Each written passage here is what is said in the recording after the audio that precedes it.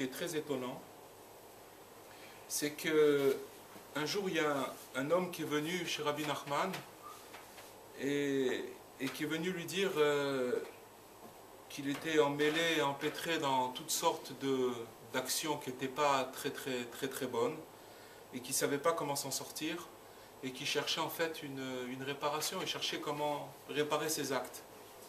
Et ce qui est très étonnant, c'est que Rabbi Nachman lui a dit: je peux pas, j'ai rien à te dire parce que tu es complètement mauvais. Tu es complètement mauvais. Et c'est très étonnant que Rabbi Nachman il parle à une personne qui vient chez lui et qui lui demande une réparation, que Rabbi Nachman il puisse répondre d'une façon aussi négative, alors qu'on sait que Rabbi Nachman il a toujours cherché à réparer, à faire et à donner, etc. Donc c'est une histoire un peu bizarre. Mais dès que Rabbi Nachman a dit ça à cette personne, alors la personne a commencé à dire: mais je fais quand même quelques petites choses je fais quand même quelques actions, etc., qui sont bonnes. Alors Rabbi Nachman lui a dit: mais tout ce que tu fais, c'est vraiment très peu par rapport à tes actions qui sont vraiment négatives. On va mettre cette histoire de côté, on va y revenir un peu plus tard, et on va développer une étude qui a été faite par Rabbi Nathan, l'élève de Rabbi Nachman, qui était son élève, et qui ramène un fait qui s'est passé en fait à l'époque où les Juifs ont fait le veau d'or et qu'après tous les miracles qu'ils ont vus en Égypte, ils ont été élevés au niveau spirituel. En voyant les miracles, ils étaient dans un état spirituel très bas, mais Dieu les a fait sortir d'Égypte et il les a élevés avec tous les miracles qu'ils ont vus. Et le Navi, le prophète, il vient et il dit au peuple juif: vous êtes comme tous les autres peuples. Il a dit: Bnei Kushim atem, vous êtes comme des nègres, comme des noirs. Que Dieu préserve, il ne faut pas faire on n'est pas ni raciste, mais noir, ça veut dire dans vos actions.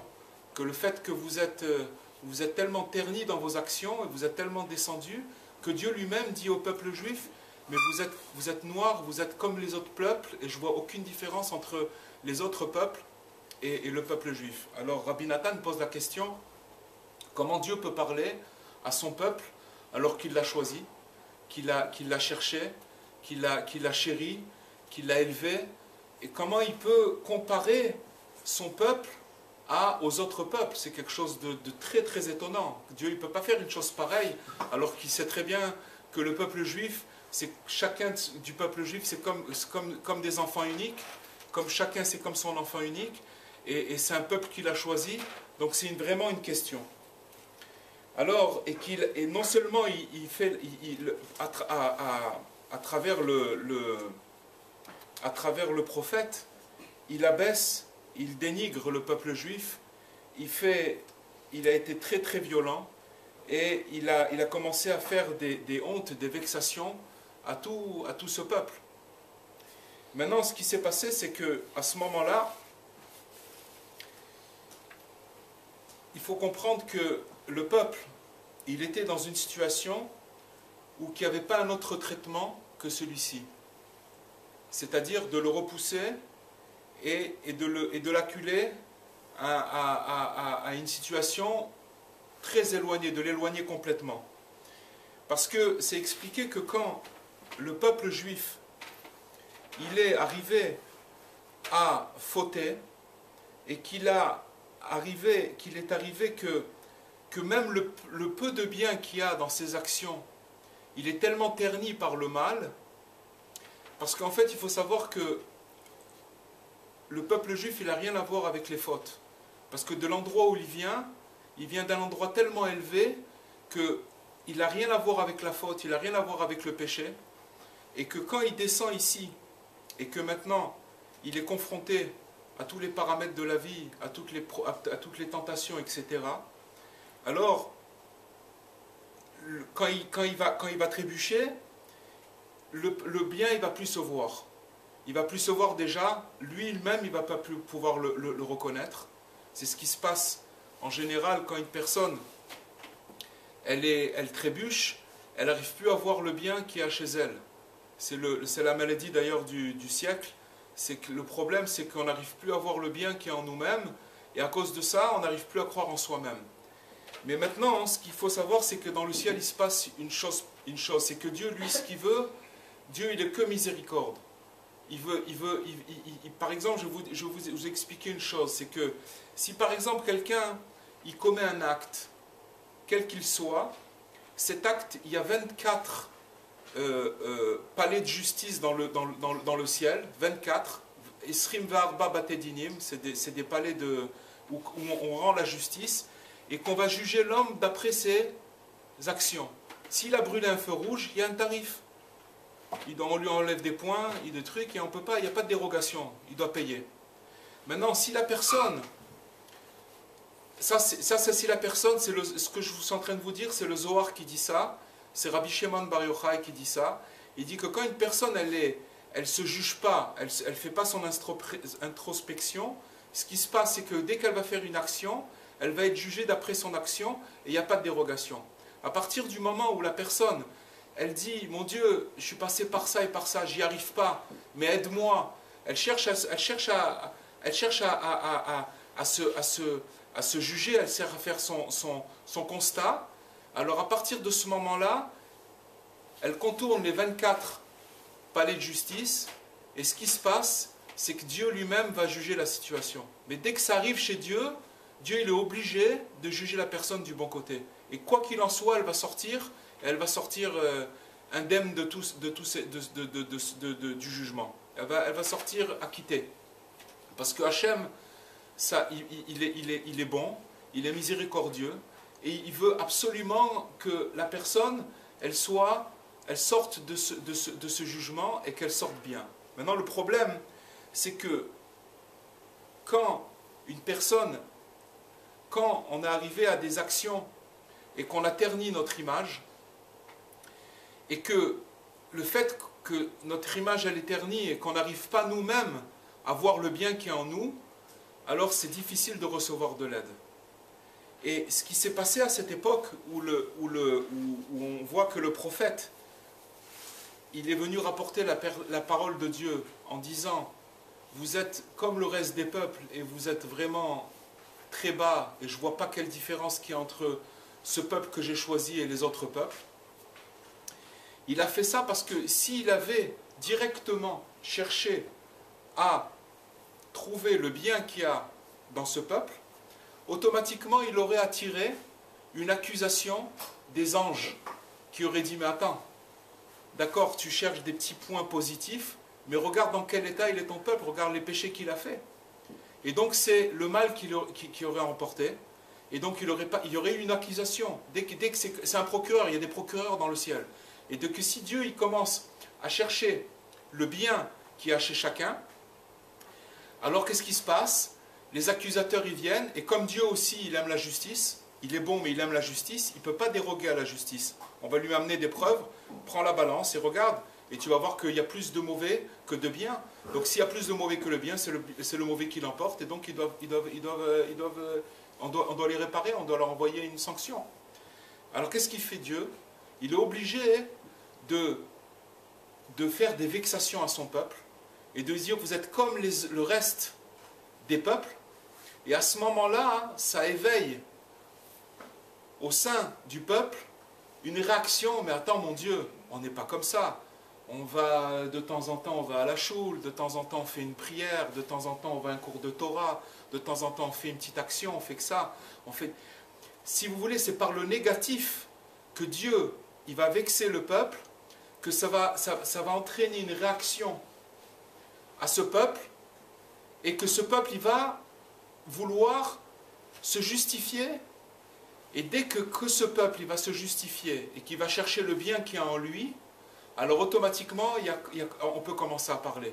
Parce que dans l'histoire qu'on a racontée au début, il faut savoir qu'à partir du moment où Rabbi Nachman, il a repoussé cette personne en lui disant « j'ai rien à te dire, je ne peux rien faire pour toi », qu'est-ce qui s'est passé à ce moment-là? il s'est passé que la personne, elle s'est trouvée complètement désorientée. Je ne peux pas recevoir de l'aide, je suis venu chez Rabbi Nachman. Rabbi Nachman, le nom de Nachman, ça veut dire consolateur. Et donc maintenant, je suis venu chercher de la consolation. Et non seulement il ne me console pas, mais il me dit, je ne peux rien pour toi. C'est comme si qu'on vient chez quelqu'un et qui est malade, un malade qui vient chez un docteur et que le docteur il dit, monsieur, je ne peux rien faire pour vous, vous êtes condamné, rentrez chez vous, il n'y a rien à faire pour vous. C'est la même chose. La personne, qu'est-ce qu'elle va faire? Qu'est-ce qu'elle peut faire? Elle est complètement cassée, elle est brisée. Mais là, en lui faisant ça, ça fait une réaction chez lui que, attendez, attends, je ne sais pas si je fais quelques actions. À partir du moment où la personne elle va commencer à chercher en elle des petits points positifs, alors on peut commencer à l'aider. Parce que ça veut dire qu'elle va commencer à reconnaître chez elle des points positifs. Et sachez que dans cette étude-là, Rabbi Nachman il explique que les points positifs qu'il y a en nous, c'est des points de divin. C'est-à-dire qu'il faut prendre en exemple, c'est comme si vous prenez par exemple une femme qui a une alliance ou une bague qui lui est chère, et que cette bague elle va tomber dans la poubelle. Ok? Maintenant, si vous prenez la poubelle, la valeur d'une poubelle, si vous prenez et qu'il n'y a pas de bague dedans, et que vous commencez à compter les choses qu'il y a dans une poubelle, vous allez peut-être arriver à 2 centimes ou 3 centimes, je ne sais pas s'il y a une valeur, parce que c'est une poubelle, il n'y a que des déchets, c'est des choses qui vont partir et qu'on va jeter. Mais à partir du moment où il y a une bague qui est tombée dedans, alors la ménagère ou la femme, elle va commencer à chercher sa bague, et elle va chercher son diamant qu'elle a perdu dans cette poubelle, et elle va faire attention à tout, parce qu'elle va chercher, elle va scruter jusqu'à qu'elle retrouve sa bague. Donc ça veut dire qu'à partir du moment, il faut savoir que nous, à partir du moment où on est descendu sur cette terre, c'est un diamant qui est descendu dans une poubelle. C'est notre Neshama qui est descendu dans les mondes les plus inférieurs. Ce monde-là, c'est le monde le plus inférieur qui existe, il n'y a pas plus bas qu'ici. Et cette âme-là, il faut savoir qu'elle est divine. C'est une partie d'Hachem, c'est une étincelle de Dieu. Le problème, c'est qu'une personne, elle peut passer son existence à ne pas croire en elle. Maintenant, quand on parle de se croire en soi, c'est pas croire, c'est de croire en ses points positifs. Parce qu'il y a des nouvelles méthodes où on parle de la croyance en soi, mais ça ne fait que, si vous voulez, attiser l'ego de la personne. Tu es capable, mais ça attise l'ego. Et cet ego-là, il peut marcher que tant que la personne n'a pas d'épreuve. Mais dès qu'elle a une épreuve, l'ego, il en prend aussi un coup, et la personne, elle perd confiance en elle, et après, elle se retrouve, elle n'arrive pas à se remonter. À partir du moment, et c'est pas ça le chemin. Le chemin, c'est de chercher le point positif qu'il y a en soi. Et dans cette étude, il y a beaucoup à parler. Il faut savoir que dans la pensée de Rabbi Nachman, c'est la colonne vertébrale de toute la pensée de Rabbi Nachman. Que sans cet enseignement-là, il est impossible d'être un juif. Parce que le point positif, et on va raconter une histoire pour agrémenter cette idée-là. C'est une fois Rabbi Akiva, c'est une histoire qui vient du Midrash, que Rabbi Akiva, une fois, il était dans la forêt, et c'est marqué qu'il est parti pendant 40 jours dans la forêt. Et que, en étant dans la forêt, il a rencontré une personne qui était en train de couper du bois. Une fois qu'il coupait du bois, il assemblait ce bois, il allumait un feu, il se jetait dans le feu, il était brûlé, après on le ressuscitait, il recommençait à couper du bois, il était dans une espèce d'enfer. Et Rabbi Akiva, quand il a vu cette âme, il a compris qu'en vérité, ce n'était pas une personne physique, c'était une âme, il avait la possibilité, Rabbi Akiva, de voir les âmes des gens. Qu'est-ce qu'il a fait? Il a dit à cette âme, mais est-ce que tu as laissé une descendance, quelqu'un sur terre qui œuvre pour ton mérite, qui t'élève quelque chose, qui fait quelque chose pour toi? Il dit, oui, j'ai un fils, mais ce fils-là, il se trouve dans un village et il est très très éloigné. Et donc, à cause de ses actions, il n'arrive pas à m'élever à moi. Alors il a dit, bon, je vais aller voir ce fils-là. Et donc il s'est mis en route. Et quand il est arrivé au village où le fils se trouvait, il a demandé où est un tel. Alors on lui a dit, ouais, mais ce bonhomme-là, c'est un bandit, c'est un vaurien, il habite au fond du village, il n'est pas en contact avec personne, il n'a aucun contact avec les gens, etc. Et Rabbi Akiva, il a quand même décidé d'aller le voir. Il s'est approché vers lui Et dès que ce garçon il a vu Rabbi Akiva arriver de loin, il a pris un couteau, et puis il n'a pas estimé Rabbi Akiva, il ne savait pas qui c'était, il a commencé à s'amuser avec lui. Rabbi Akiva, il ne savait pas quoi faire avec lui. Et c'est là, excusez-moi, qu'il est parti pendant 40 jours, et qu'il a jeûné, et qu'on ne sait pas ce qu'il a fait. Mais ce qui s'est passé, c'est qu'après, quand il est revenu, après 40 jours, il est reparti voir cette personne, ce jeune. Ce jeune lui a demandé, je voudrais apprendre le Aleph Bet, je voudrais apprendre l'alphabet hébraïque, je voudrais apprendre commencer à lire. Maintenant, qu'est-ce qui s'est passé pendant tout ce temps-là? C'est-à-dire qu'il est parti 40 jours, il est revenu, et soudain, cette personne, elle a changé. C'est elle qui a demandé d'apprendre. Bon, ce qui s'est passé, c'est qu'il lui a appris le Aleph Bet. Une fois qu'il lui a appris le Aleph Bet, la personne a commencé à faire le Kaddish, et quand elle a fait le Kaddish, l'âme de son père, elle s'est élevée, et il a donné une réparation à son père. Et on voit que dans cette étude de Rabbi Nachman, l'étude 182, là-bas, il parle de chercher le point positif même chez le pire des pires, même chez le rachat, même chez l'impie. Que là-bas, il faut chercher le point positif. Et on ne comprend pas ce que ça veut dire chercher le point positif. Le problème que vous sachiez, les amis, c'est qu'on vit, il y a eu plusieurs formes d'exil. L'exil dans lequel nous sommes en ce moment, et c'est la dernière jusqu'à que Mashiach arrive, ça s'appelle l'exil de Édom. Édom, c'est assimilé au frère de Yaakov qui est Ésaü, Esav, et c'est le monde de l'action, le monde des résultats. Si vous, par exemple, vous prenez une personne qui a travaillé pendant 1 an pour avoir le bac, et qu'il a raté son année, toute son année, elle part à la poubelle, elle ne vaut rien du tout. Pourquoi? Parce qu'il n'a pas réussi à passer son examen. Et il doit repasser encore 1 année d'examen. Chez nous, dans notre tradition, si quelqu'un il apprend la Torah, même s'il doit passer un examen mais qu'il n'a pas réussi son examen, chaque seconde où il a appris la Torah, c'est un bienfait, c'est un bénéfice et c'est quelque chose de grandiose. Ça veut dire que la société dans laquelle on vit, c'est une société où et sachez, ne croyez pas, on est tous pollués par cette société, où on nous demande des résultats, et que si on ne réussit pas, alors on n'existe pas.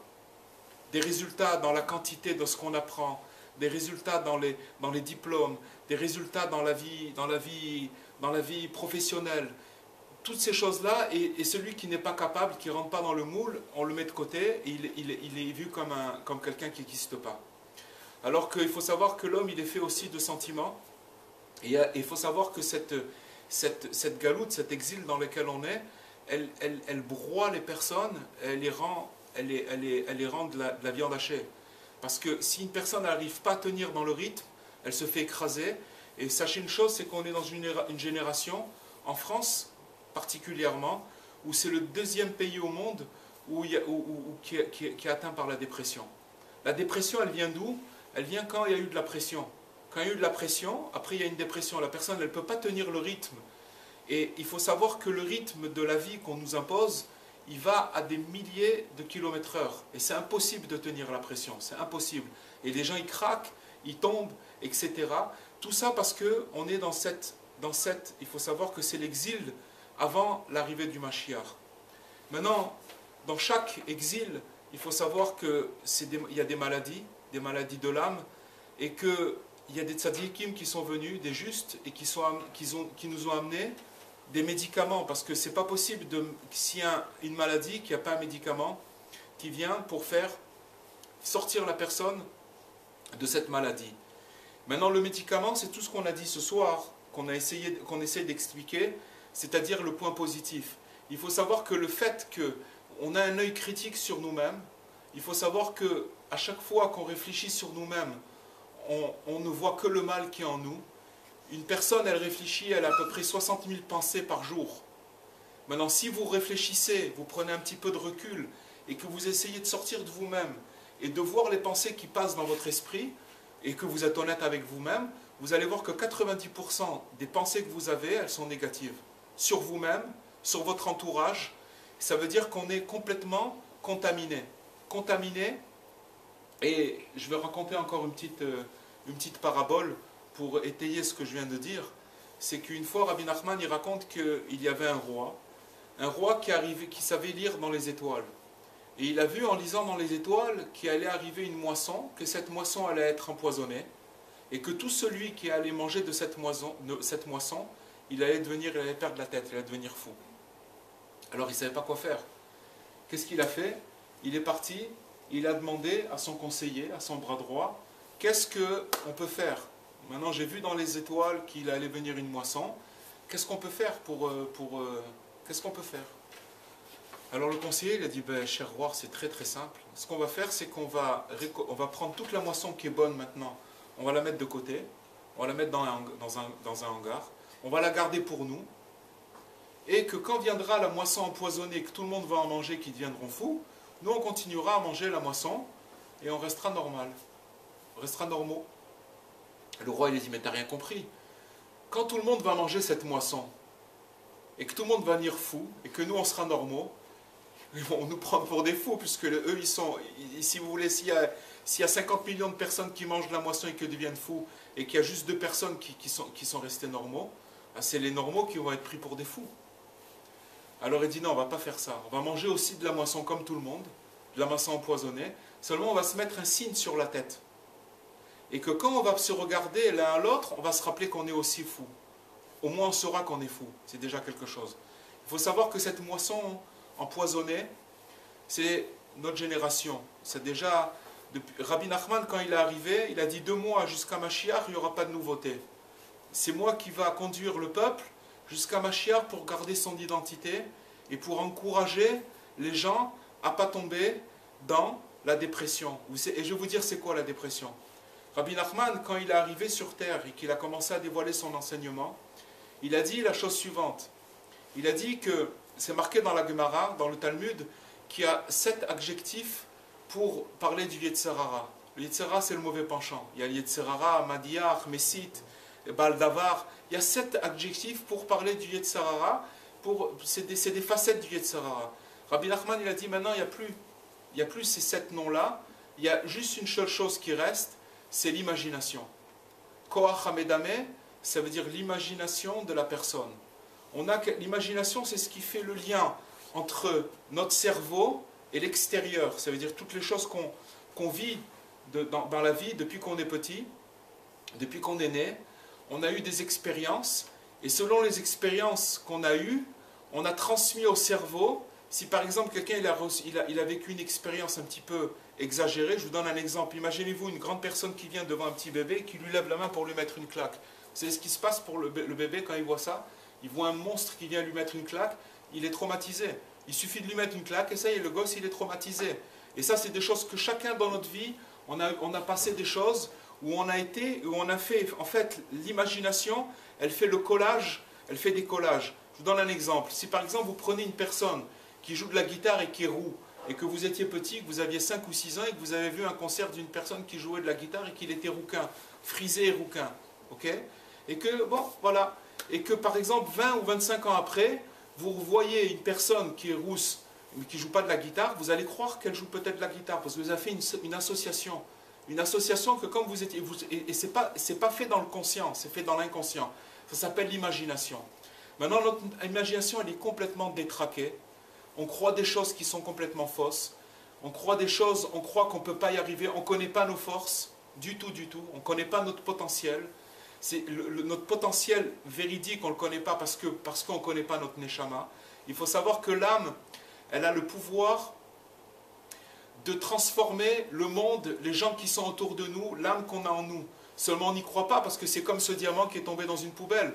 Il est tombé dans des sentiments de rancœur, de la jalousie, de la colère, toutes les choses qui sont autour de nous et qui nous dérangent et qu'on a glané avec les années par rapport à notre jeunesse, etc. Et qu'on s'est façonné avec ça et on peut croire des choses et on peut avoir des blocages dans notre mental et dans notre être qu'on ne peut pas surmonter parce qu'on croit que ce n'est pas possible. Et c'est là où, finalement, Rabbi Nachman, il vient, il renverse la vapeur. Et qu'il dit qu'au lieu d'aller dans le fil de cet exil, qui est l'exil de Édom, qui est l'exil de Esav, qui est l'exil de l'action, et que si tu n'agis pas, tu n'existes pas, alors il renverse la vapeur et il nous dit de chercher le point positif qui est en nous. Le point positif qui est en nous, il explique, excusez-moi, que c'est des notes musicales.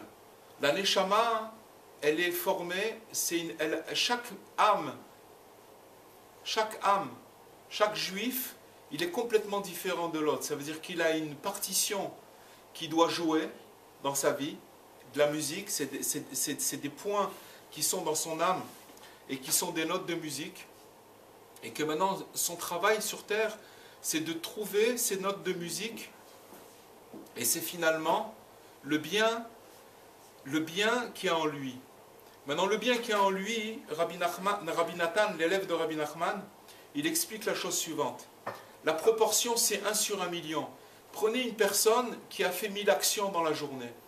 1000 actions, ça veut dire il a ouvert sa voiture, ou il a ouvert la porte de sa maison, il a pris le téléphone, il est parti faire une course, et à la fin de la journée, il a fait à peu près 1000 actions.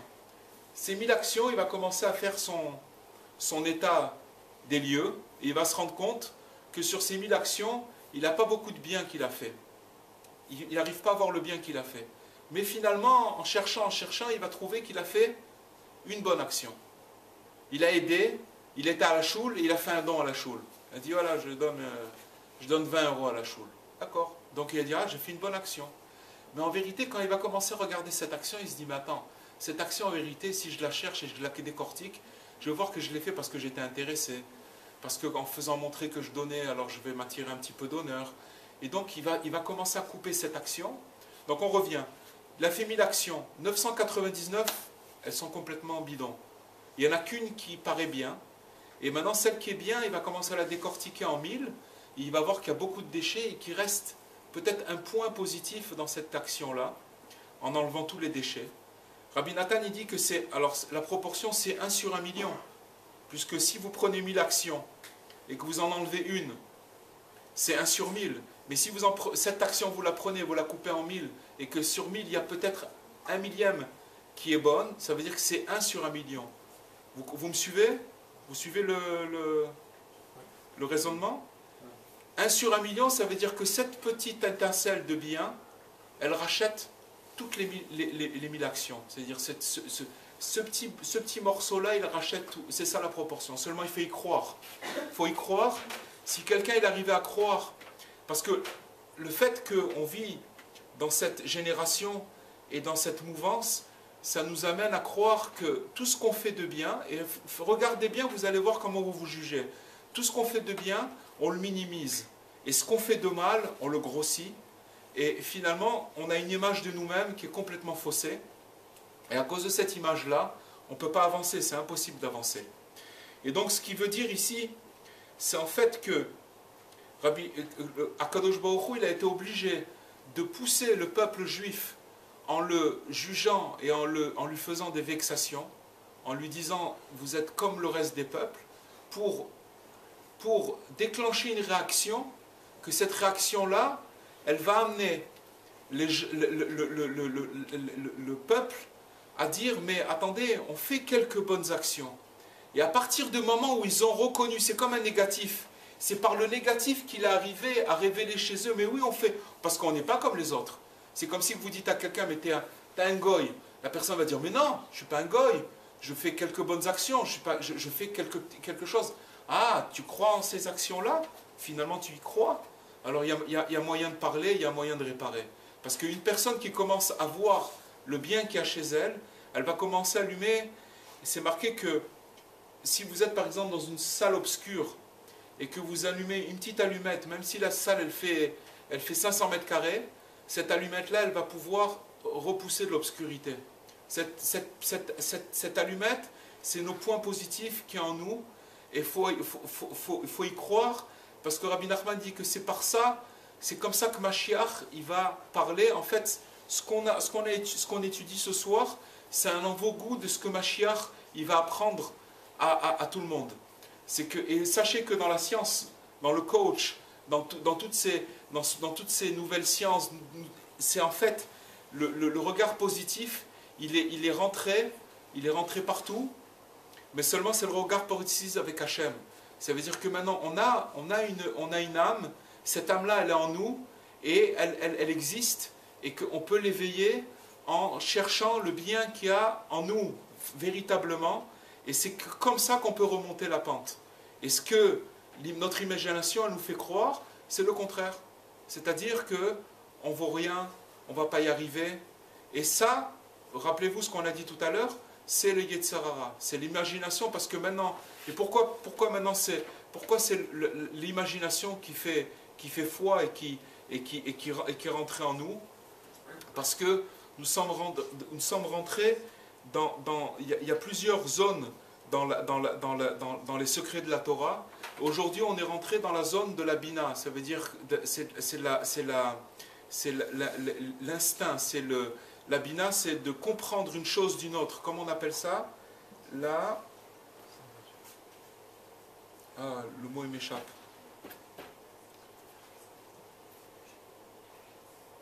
C'est en fait de comprendre d'une chose une autre chose. C'est la déduction. C'est la déduction. Et le fait qu'on est rentré dans cette zone-là, ça fait que l'imagination, elle est très très très poussée. Et on vit que dans du virtuel. On ne connaît pas la vérité. On ne sait pas qui on est. Quand on dit moi, c'est pas ni mes traits de caractère, ni mon apparence physique. Le vrai moi personnel, c'est ma neshama. Et une personne, elle est venue sur terre pour une seule chose, pour trouver son âme. Et se trouver son âme, ça veut dire se connecter avec soi-même, être en phase avec soi-même. Quand une personne, elle n'est pas bien avec elle-même, c'est parce qu'elle n'a pas trouvé son âme, c'est parce qu'elle est perdue, elle n'arrive pas à se connecter avec elle-même. Alors elle se connecte à des choses extérieures, elle se connecte, elle n'arrive pas. Vous savez, Rabbi Nachman, il a parlé d'une chose extraordinaire. Je ne sais pas si vous avez entendu parler de ça. Ça s'appelle la Hitbodedut. C'est de s'isoler. Hitbodedut, ça vient du mot solitude. Ça veut dire de s'isoler, d'être seul avec soi-même et de commencer à rentrer en connexion avec Dieu dans sa langue maternelle et de parler avec lui tout simplement. De parler, que Rabbi Nachman dit, comme on parlerait à un bon ami. Un bon ami, et de lui parler avec son cœur et de lui dire, voilà mon Dieu, je suis là, je souffre. J'ai tel problème, je me suis engueulé avec telle personne, j'ai un problème avec mes parents, j'ai un problème avec mon ami, j'ai un problème avec mon patron, j'ai ci, j'ai ça, j'ai une angoisse. D'exprimer ses sentiments. Quand la bouche, elle exprime ce qui se passe dans le cœur et que les oreilles, elles entendent, c'est ça toute la connexion. Ça veut dire que la personne, c'est comme ça qu'elle arrive à se connecter à elle-même. Se connecter à elle-même, c'est en fait éveiller l'âme divine qui est en elle. L'âme divine qui est en elle, ça veut dire la partie d'Hachem qui est en elle. Maintenant, on est tellement éloigné de ces choses-là, parce qu'on est encore dans une poubelle, en nous-mêmes, on ne croit pas à tout ça, on croit qu'on n'est pas bien, on croit qu'on n'est pas valable, on croit qu'on ne veut pas y arriver, on croit beaucoup de choses qui sont complètement fausses. Mais à partir du moment, et c'est ça la recette qui donne Rabbi Nachman, et il a dit, à partir de maintenant, depuis que lui il est arrivé, il a expliqué que le fait de parler avec Dieu, c'est ça qui guérit de tous les maux. Parce que si on croit tout simplement que Dieu, c'est lui qui fait tout, c'est lui qui donne la vie, c'est lui qui donne la parnassa, c'est lui qui donne le moyen de subsistance, c'est lui qui donne la santé, c'est lui qui donne la vie, c'est lui qui la reprend, c'est lui qui a tout entre ses mains, il a toutes les clés. Alors à qui on doit s'adresser? On doit s'adresser à lui. Le problème c'est que quand on parle de solitude, un homme il n'est jamais seul. Jamais seul. Les gens ils se sauvent de la solitude. Ils ont besoin d'avoir un téléphone, ils ont besoin d'avoir de la musique, des choses, plein de choses autour d'elles qui les distraient de leur connexion avec eux-mêmes. Ils ne peuvent pas se retrouver seuls avec eux-mêmes. Parce qu'ils ont peur, ils ont l'impression qu'il n'y a rien, il ne se passe rien. Quand ils sont seuls avec eux-mêmes, ils ont rien, ils ont peur, ils sentent un vide. Mais si une personne elle est capable de prendre ne serait-ce 5 minutes par jour, de commencer avec 5 minutes, un rendez-vous avec Dieu, ou que dans cette chose-là, j'ai personne d'autre que Dieu, j'ai un rendez-vous avec lui, c'est ouvert 24 heures sur 24, 7 jours sur 7, où on peut se connecter avec Dieu, lui parler. Vous savez, David Ameller, le roi David, il a écrit les psaumes du roi David. C'est marqué que quand il a écrit ces psaumes, une partie de ces psaumes, il les a écrits quand il était dans son lit, et il était tout seul dans son lit, dans ses draps, en train de pleurer. C'est là-bas qu'il a commencé, à la suite de plusieurs choses qui se sont passées dans sa vie, et des choses dures. Il a été poursuivi, il a souffert, etc. Il y a beaucoup, ça pourrait faire sujet d'un autre cours, mais en fait, ce qui s'est passé, c'est que il a commencé, c'était que sa prière personnelle. Vous savez que les psaumes du roi David, ce qu'on appelle les Teilim, ils ont mis 400 ans à être introduits dans la prière journalière. Pourquoi? Parce qu'avant, on pensait que David Ameller, c'était un allumé. C'était un poète, il était berger, il faisait des poèmes et tout ça. Mais de là, aller rentrer dans la liturgie juive, c'est quelque chose, c'est un autre domaine.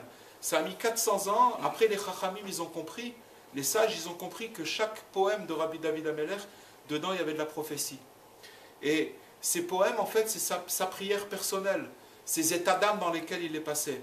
Et le but de l'homme, c'est d'arriver à faire passer ces états d'âme et d'en faire un chant. Ça veut dire que d'arriver à se connecter, parce que sachez une chose, les amis, c'est que quand une personne, elle n'a pas le moral, elle est cassée ou elle est brisée en morceaux, sachez que c'est Dieu qui la met dans cet état-là. Dieu le met dans cet état pour qu'il réagisse et qu'il arrive à se connecter à lui. Parce que le but sur terre, c'est pas de passer la vie 80 ans, 70 ans. J'ai travaillé, c'est très bien, il faut travailler, il faut amener la parnassa, il faut faire toutes ces choses-là, c'est très important. Mais le plus important de tout, c'est de le faire en connexion avec soi-même, en ayant un but, en sachant qu'est-ce que je suis venu faire sur terre. C'est quoi mon but sur terre? La plus grande angoisse qui existe sur terre, ça s'appelle l'angoisse existentielle. Que la personne ne sait pas pourquoi elle est venue sur terre, elle ne sait pas pourquoi elle est là. Et ça, c'est une question qui vient du moment où on est sorti du ventre de notre maman, où on a oublié notre mission. On ne sait pas pourquoi on est arrivé sur terre, on a oublié notre mission, on l'a fait oublier. Et le but sur terre, c'est de se rappeler, de retrouver cet oubli, de le retrouver à travers la recherche. Et maintenant, ça commence par ses points positifs. Ça veut dire que quand une personne, elle commence à voir qu'elle a une valeur, tous autant qu'on est ici, on est chacun dans son unique, en son genre, et sachez qu'il n'y a pas une âme qui ressemble à une autre, il n'y a pas une partition qui ressemble à une autre, c'est que chacun il a des couleurs dans son âme, et que sa responsabilité, c'est de dévoiler cette âme-là, parce que quand il va la dévoiler, il va faire profiter d'autres gens, il va amener du courage à d'autres gens, et s'il ne le fait pas, mais, comme dit Rabbi Nachman, pour pouvoir trouver le bien qu'il y a chez les autres, il faut commencer à trouver le bien qu'il y a chez soi. Une personne, tant qu'elle n'a pas trouvé le bien qu'il y a chez soi, tout ce qu'elle va voir autour d'elle, ça va être un miroir du regard qu'elle a sur elle-même. Le Baal Shem Tov, il dit que quand tu vois le défaut chez quelqu'un, chez une personne, chez n'importe qui, il faut savoir tout simplement c'est que ce défaut il est chez toi. Que tu arrives à voir le mal chez les autres parce qu'il est chez toi. Je vous donne un exemple. Si par exemple il y a un voleur qui est dans une assistance et qu'il y a un autre voleur qui va rentrer, le voleur qui est dans l'assistance, il va tout de suite capter que l'autre c'est un voleur. Parce qu'il a des attitudes, il est vicieux, il voit tout de suite que l'autre il est venu pour voler, il est venu...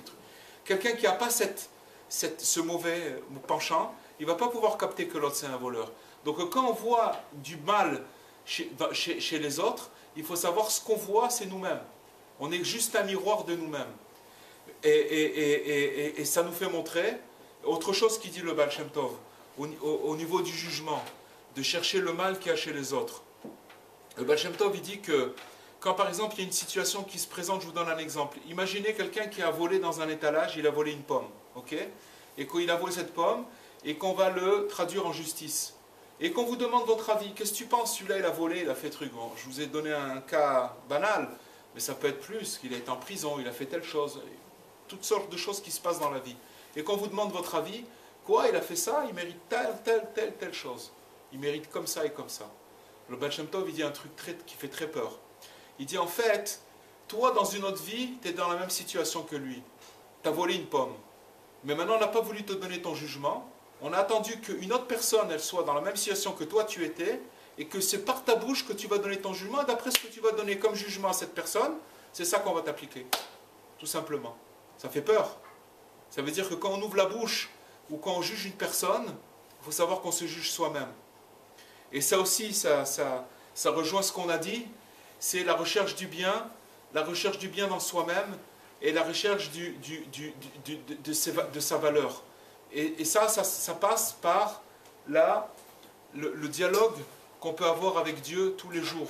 Sachez une chose, c'est que si vous parlez avec Dieu sincèrement, comme vous parleriez à un ami, ça marche tout de suite. Vous voyez des signes tout de suite.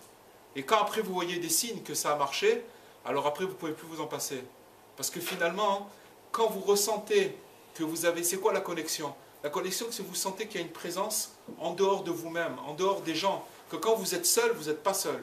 Quand vous êtes seul, quand vous vous retrouvez tout seul, vous arrivez à vous connecter avec l'au-delà, avec Hachem qui se trouve dans l'endroit où vous êtes. Et quand vous ressentez cette chose-là, je peux vous dire qu'il n'y a pas un plus grand délice que cette chose-là. Ça n'existe pas. Et tout le monde peut le ressentir. Juif ou non juif, ça n'a rien à voir.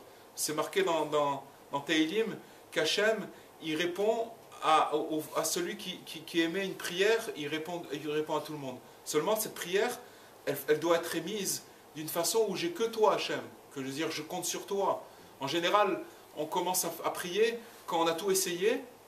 Quand on a tout essayé, alors on commence la prière. Mais si quelqu'un il fait l'inverse, qui commence à prier parce qu'on a besoin d'Hachem à chaque seconde, on ne peut pas sans Hachem, c'est impossible. On a besoin que quand on se lève le matin, on a des peurs, quand on sort de la maison, quand on veut arriver à un endroit, on a besoin d'Hachem chaque seconde. Si quelqu'un il arrive à utiliser sa bouche ou sa pensée, à se dire « aide-moi Hachem, fais-moi montrer des signes », il est complètement connecté, il voit que sa réalité, son monde de tous les jours, il voit des miracles chaque seconde. Ce qui fait qu'on a l'impression qu'un jour, il amène un autre jour et le même jour qu'hier et demain ça va être le même jour qu'aujourd'hui, c'est parce qu'on a l'impression que le monde il est continu. On ne voit pas de choses qui se régénèrent, on ne voit pas de nouveautés. Mais quand une personne elle commence à parler avec Dieu, et c'est la chose la plus simple et la plus difficile en même temps qui existe. Parce que on va se retrouver avec Dieu, qu'est-ce que j'ai à dire? J'ai rien à dire. Qu'est-ce que je suis fou? Mais et dans sa langue maternelle. Sachez que, vous savez, quand on fait la prière de Shacharit, de Mincha et de Harvit, c'est les 3 prières journalières, il faut savoir qu'elles ont été instituées par les sages. Pourquoi? Parce que le Rambam, il dit que la prière de chacun, ça doit être une prière personnelle. Parce que chaque jour, c'est un nouveau jour. Un jour j'ai mal ici, un jour je ne me sens pas bien, un jour j'ai un problème avec une personne, j'attends une réponse, j'attends un truc. Chaque jour, c'est des différentes situations. Et prière personnelle, ça veut dire de pouvoir prier et de dire ce qu'on a besoin maintenant, ce qu'on attend. Et il faut que ce soit ciblé. Comme les chachas. Alors à l'époque, tout le monde le faisait. Quand Dieu préserve, par exemple, dans une maison, il y avait un enfant qui était un peu malade, alors le papa et la maman, ils allaient dans un coin de la maison, ils disaient, mon Dieu, voilà, amène la guérison à notre fils ou à notre fille. Et ils priaient jusqu'à que la guérison elle arrivait la guérison. Et les choses, elles se sont perdues. Cette forme, elle s'est perdue de prière. Et les Chachamim, comme ils ont vu que cette forme, elle était en train de se perdre, qu'est-ce qu'ils ont fait? Ils ont institué les 18 bénédictions Shemona Esrei, ça veut dire Shacharit, la Hamida, quand on prie et quand on fait. Et vous voyez qu'il y a tous les sujets dedans. Mais c'est marqué que la prière qui a été instituée par les Chachamim, il y a des anges qui se collent un à l'autre pour ne pas laisser la prière passer. Parce que s'il y a une mauvaise pensée dans cette prière, elle ne peut pas traverser ces anges. Les anges sont très jaloux des humains. Parce que les anges, ils disent quoi? Des gens comme ça, qui sont faits de chair et de sang, ils arrivent à parler à Dieu, ils arrivent à... Donc la prière qui a été instituée, elle a beaucoup de mal à monter. Par contre, la prière qu'on fait spontanée, et qui vient de notre cœur, et que n'importe qui peut faire, ça n'a rien à voir avec un degré de religion, même si qu'une personne ne fait absolument rien, mais elle se soumet à son Créateur, elle va parler à son Créateur, ça marche tout de suite. Voilà, j'ai parlé de beaucoup de choses, mais en fait, le cours de ce soir, c'est de chercher la confiance en soi. La confiance en soi, c'est de chercher le point positif qui est en soi, et en sachant que on est attaqué par notre imagination. Il n'y a que notre imagination, il n'y a que notre pensée, le monde de la pensée. Et chacun, il vit dans sa pensée, dans son monde, et il est enfermé là-bas.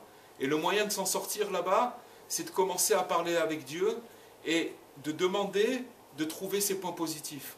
Même si on n'arrive pas à les voir, mais de savoir que c'est marqué que le plus grand pécheur qui existe sur terre, il est plein de bonnes actions comme la grenade. La grenade, il y a des petits points rouges. Il est aussi plein de bonnes actions comme la grenade. Voilà, je vous souhaite, d'abord je vous remercie d'être venu, de vous être déplacé pour écouter quelques enseignements. Et autre chose que je voulais terminer là-dessus, c'est qu'il y a un endroit sur terre qui s'appelle la ville de Ouman, où Rabbi Nachman il est enterré là-bas. Et Rabbi Nachman, il a une faculté, c'est que, comme on a dit au début, son nom, Nachman, il veut dire consolateur.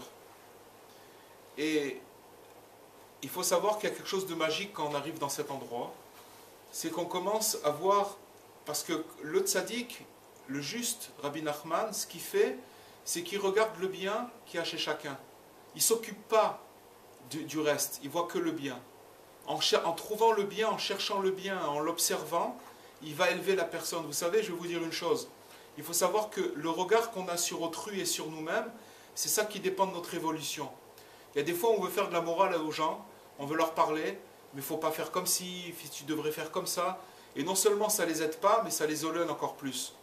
Il faut savoir que Rabbi Nachman dit que juste avec le regard positif qu'on a sur une personne, sans lui parler, rien qu'en le regardant, en l'observant du bon côté, on le fait monter d'un endroit où il était dans la critique et on le fait monter dans le droit du mérite. C'est ce qu'il a fait Rabbi Akiva dans l'histoire qu'on a parlé tout à l'heure. Qu'est-ce qu'il est parti faire pendant 40 jours alors qu'au début il a vu cet enfant qui est venu l'accueillir avec un couteau. Il a dit, il faut que je trouve le point positif qu'il y a chez ce garçon. Une fois qu'il a trouvé qu'il est venu, le garçon lui-même il est venu, lui a demandé, apprends-moi l'alphabet. Donc, et je vais terminer là-dessus, Shlomo Ameler, dans Michelet, il dit la chose suivante, le roi Salomon. Il dit que si une personne, elle vient devant une flaque d'eau, et qu'elle va faire une grimace devant cette flaque d'eau, qu'est-ce que va refléter la flaque d'eau? Sa grimace. C'est comme si vous mettez devant une glace, vous commencez à faire une tête de clown, et bien vous avez la même tête en face, c'est la vôtre, qui se reflète devant la glace. Sur une flaque d'eau, c'est la même chose, ça reflète la personne. Il dit, Shlomo Ameler, le roi Salomon, que le cœur d'une personne, c'est la même chose. Si par exemple, maintenant, je pense du mal sur une autre personne, le cœur de la personne, elle va capter les radiations qu'il y a dans mon cœur, même si elle se trouve dans la Lune. Même si elle est dans la Lune, il n'y a pas de distance pour ça.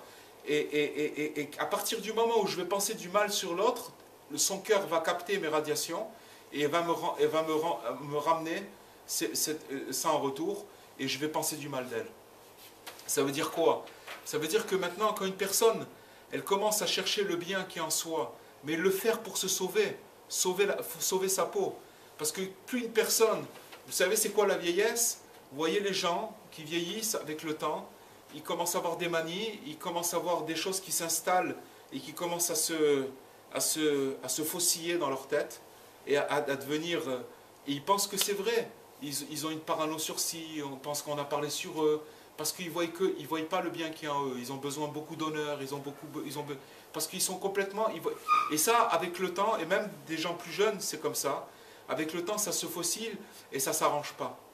Alors, il faut écouter Rabbi Nachman, parce que Rabbi Nachman, il a amené un médicament qui amène la guérison à la personne.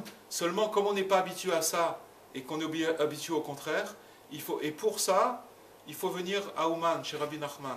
Quand on arrive là-bas, et on établit, on fait sa promesse, il a fait une promesse, Rabbi Nachman, il dit, celui qui vient, et qui vient dire les 10 psaumes du Tikkun HaKlali, ces 10 psaumes qu'il a demandé de faire, et de mettre une pièce à la tzedaka en sa mémoire, il a promis, avant de partir de cette terre, devant 2 élèves, des grands élèves, qui se mettraient en long et en large pour cette personne qui viendrait chez lui faire ces 10 psaumes et de mettre la pièce de tzedaka, et qui le sortirait de l'enfer le plus bas. Il a promis cette chose-là. Alors, on est sur cette terre quelques années, et vous savez, si on disait par exemple qu'il y a un Tibétain qui est sur l'Himalaya, qui a une petite poudre blanche, et que ça coûte 20 000 $, mais qu'ici on prend cette poudre, alors on revient 20 ans en arrière, même s'il y a un doute, il y a beaucoup de gens qui seraient prêts à aller voir, c'est un Tibétain, il a pas... Mais quand un tzaddik, il promet cette chose-là, et alors, il n'y a pas de, comme on dit, il n'y a pas photo, c'est sûr et c'est certain. Un tzaddik, il ne promet pas une chose qu'il n'accomplit pas. Et je vous invite tous à venir à faire ce voyage et d'y penser, et pour revenir avec des nouvelles lunettes, et de chercher le bien qui est en soi, et de se renouveler, de se renouveler tous les jours. Parce que c'est une guerre contre notre imagination. Mais si on accomplit les paroles du juste, alors on voit que c'est des paroles qui guérissent. Avec le temps, on guérit et on commence à prendre un peu plus de croix. Et on ne croit pas à toutes nos angoisses, on n'y croit pas. On sait que c'est des chimères, on ne rentre pas dedans. On voit qu'on est malade, on peut voir qu'on a un problème, mais on ne rentre pas dedans. On prend un peu de recul et on fait passer la vague. Et petit à petit, avec le temps, on arrive à... Bezrat Hashem, qu'on puisse accueillir Mashiach très bientôt, et que